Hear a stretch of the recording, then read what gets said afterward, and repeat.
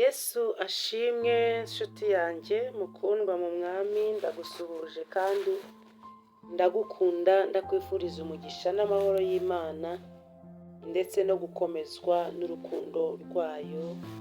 Imana iguhe umugisha kandi wowe tubana ibihe byose, mu bihe byo gusenga mu gitondo. Ndakwinginga rero nimba ari ubwa mbere uje kuri uyu murongo, kugira ngo unkorere kuri subscribe kandi share na comment zanyu turazikeneye. Ndakwinginze kubw'imbabazi z'umwami wacu, ibi bintu bikore kandi bikore ubikunze, bikorane umwete. Imana izakugororera kandi izaguha umugisha. Ntabwo ari ibintu bikomeye, si ibintu birenze, ni ugukanda gusa, ni ibintu byoroshye nshuti yanjye. Rero nyemerera unshyigikire kandi ubane nanjye. Imana iguhe umugisha kandi Imana yo mu ijuru nikugirire neza mukundwa. Reka rero n'ubundi muri iki gitondo turi muri cya gitondo cyacu cyo gusenga, aho tubyuka dusenga kugira ngo Imana itugirire ubuntu. Bene data, gukora ibi ngibi nuko hari abantu badashobora kubyuka ngo basenge, ariko hari igihe ushobora kubyuka wakwinjira hano kuri YouTube channel ugakubitana n'isengesho rya mu gitondo, hanyuma bigatuma ugira kuraje yo gusenga. Nyemerera rero ibi ngibi tuba twabikoze kugira ngo dufatanye muri uru rugendo, kugira ngo wibuke ko ugomba gusenga, wibuke ko hari uwakuremye, wibuke ko hari umunsi ugiye kwinjiramo, wibuke ko hari ibihe ugiye kwinjiramo. Wongere witabaze, wongere witwikirize amaraso ya Kristo, wongere kandi winjire mu bihe byiza muri uwo munsi umeze neza. Rero Imana iguhe umugisha, waba wabyutse ukaba wabikoze, waba utabikoze, ariko kandi nanone gusenga ntabwo bishira. Gusenga, Yesu yaravuze ngo musengeshe umwuka iteka mu buryo bwose bwo gusenga. Burya niyo nkurikiranye mwene data uri gusenga, burya niyo wumvise ijambo ndi kuvuga, burya niyo wumvise uko ndi kugusengera, ni ukuri uba uri gusenga. Fatanya nanjye rero mwene data, tubyuke twese tuzamurane hamwe icyubahiro cy'Imana.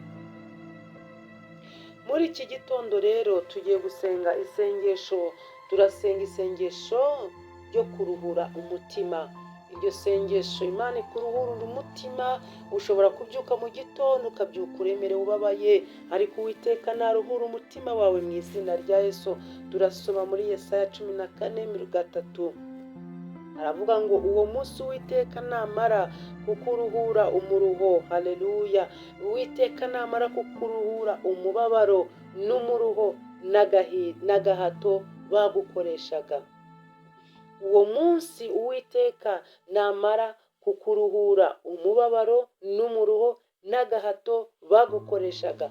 Imana ikuruhure umuruho, agahato, umubabaro, ibibazo, intambara byose bagukoreshaga. Umwanzi yagukoresheje iby'umuruho, umwanzi yagukoresheje iby'agahato, ariko mu izina rya Yesu Imana niruhure umutima wawe, Imana niruhure ubuzima bwawe, Imana nigusubize, Imana nigukureho iby'agahato, Imana nigukureho umuruho, Imana nigukureho agahinda kadashira, Imana niguhanagura amarira ya nijoro. Tuba tubyutse mu gitondo, hari benshi baba baryamye uburiri bwabo bwatose, hari benshi baba baryamye batifuza kubyuka, ariko muri iki gitondo ndatuye ngo Imana ikuruhure umuruho, Imana ikumara umubabaro, Imana igukiza amarira, ahubwo winjire mu bihe byiza. Ushima Imana muri uyu munsi, Imana ikuruhure mwene data. Reka dusenge isengesho, nyemerera uce bugufi imbere y'Imana kugira ngo dusenge isengesho riruhura umutima wawe. Umutima wawe wari urushye, umutima wawe wari uremerewe, umutima wawe wari ubabaye cyane, ariko Uwiteka reka akuruhure muri aka kanya. Mwami Yesu, mwana w'intama w'Imana, urera kandi urakiranuka. Abarushye n'abaremerewe bose bazaza iwawe, kuko niwo baruhura. Kuko impamvu bazaza, ufite ibyo kubaruhura, ufite ibyo kubaha, ufite ibyo kubabwira, ufite ibyo kubahumuriza, kandi ufite inzira nyinshi nziza ubacishamo. Iyo mpamvu bazaza iwawe, abarushye n'abaremerewe.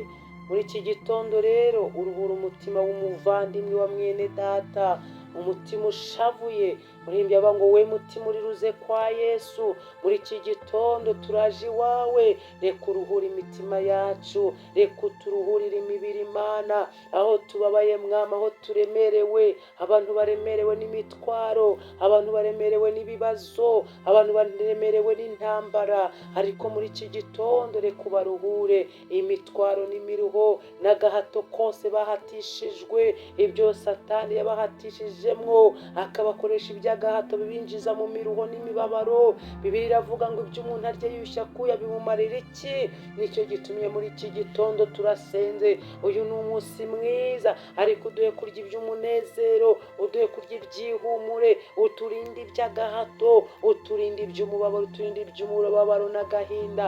Mwene data byutse ababaye, mwene data byutse afite intimba, mwene data byutse afite agahinda, ariko muri iki gitondo ndasenze, Mwami Yesu ngo urambure ukuboko kwawe, Mwami Yesu ngo urambure ikiganza cyawe, Mwami Yesu ngo ukore ibikomeye, Mwami Yesu ngo ukore ibitangaza, Mwami Yesu ngo uhembure umugaragu wawe, uhembure umushakazi wawe, uhembure umukozi wawe, uhembure umukobwa wawe, Mwami umuhe ibyururutse umutima. Waravuze muri Yesaya ngo nimubwire abantu banjye ibyururutse imitima. Natwe turasenga isengesho ryururutse umutima, turasenga isengesho riruhura imitima, turasenga isengesho ribohora imitima, mu izina rya Yesu. Ukubaho kwe nikuganze, imbabazi zawe niziganze.